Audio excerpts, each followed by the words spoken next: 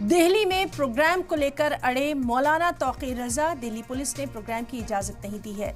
रामलीला मैदान में प्रोग्राम की इजाज़त दिल्ली पुलिस ने नहीं दी है और परमिशन न मिलने पर मौलाना तौक़ीर रज़ा भड़क गए हैं। हामियों को रामलीला मैदान की तरफ आने को कहा है। ये भी कहा कि मेरे कुछ कहने की गुंजाइश ही नहीं बची है, मुझे रोका गया। मैं अपनी बात आईनी तरीके से रखना चाहता था, जिसकी जितनी मजम्मत की जाए कम है।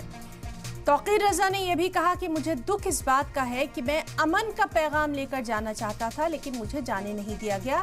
हाउस अरेस्ट कर लिया गया, यानी घर में ही नजरबंद कर दिया गया। मुझसे कहा गया कि आपके जाने से माहौल खराब होने का अंदेशा है, जबकि वो लोग नफरत फैलाने का काम कर रहे हैं।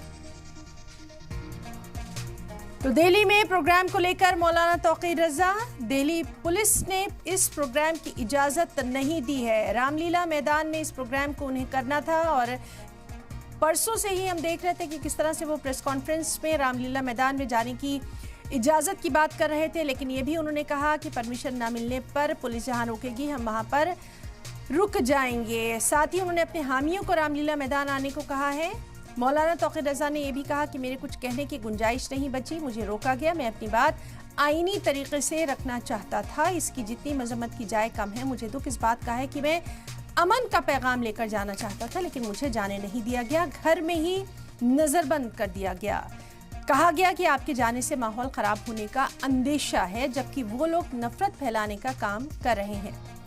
तो मौलाना तौक़ीर रज़ा आज रामलीला मैदान में जिस तरह से रैली करना चाहते थे, प्रोग्राम करना चाहते थे, उसकी इजाज़त सिक्योरिटी को देखते हुए दिल्ली पुलिस ने नहीं दी और इसी के बाद से लगातार मौलाना तौक़ीर रज़ा के बयानात सामने आ रहे हैं।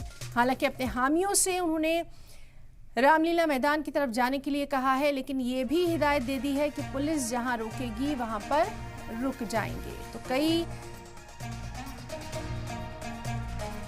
अहम बातों की तरफ उन्होंने खुलासा किया। उन्होंने कहा मुझे हाउस अरेस्ट किया गया है, यानी घर में नज़रबंद किया गया है, मुझे रोका गया है। मैं अपनी बात आईनी तरीके से रखना चाहता था, इसकी जितनी मजम्मत की जाए कम है। मुझे दुख इस बात का है कि मुझे जाने नहीं दिया गया।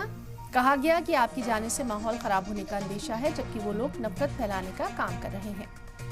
तो अहम खबर दिल्ली के रामलीला मैदान से, जहां मौलाना तौक़ीर रज़ा को जाने की इजाज़त नहीं दी गई है और इसी बात को लेकर वो लगातार अपना बयान दे रहे हैं। क्या कुछ वहां पर अभी सूरत हाल है, इस पर भी लगातार हमारी नज़र बनी रहेगी।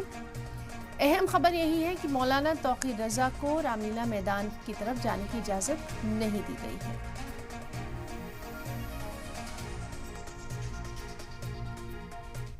आखिरकार भारी बंदोबस्त के बाद मौलाना तौक़ीर रज़ा खान साहब को पूरी तरीके से उनको हाउस अरेस्ट एक तरीके से कर लिया गया। मैं तस्वीर दिखा दूँ, चारों तरफ बैरिकेड कर दी गई है, पुलिस ने पूरा बैरिकेड कर दिया है। घर में अंदर जाने की इजाज़त किसी को नहीं है। जो एंट्री पॉइंट है, सारे एंट्री पॉइंट्स लॉक कर दिए गए हैं कि वहाँ पर किसी को भी आने जाने की इजाज़त नहीं है।